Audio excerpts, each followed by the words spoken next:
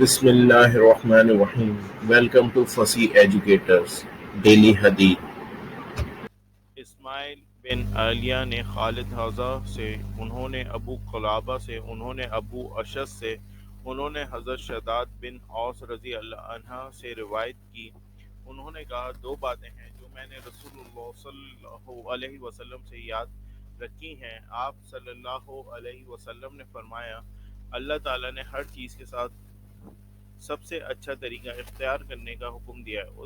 اس لیے جب تم قصاص یا حد میں کسی کو قتل کرو تو اچھے طریقے سے قتل کرو، اور جب ذبح کرو تو اچھے طریقے سے ذبح کرو.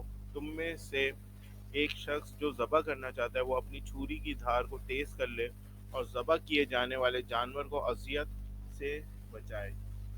Shaddad bin Aus said, two are the things which I remember Allah's Messenger, peace be upon him, having said, Verily Allah has enjoined goodness to everything.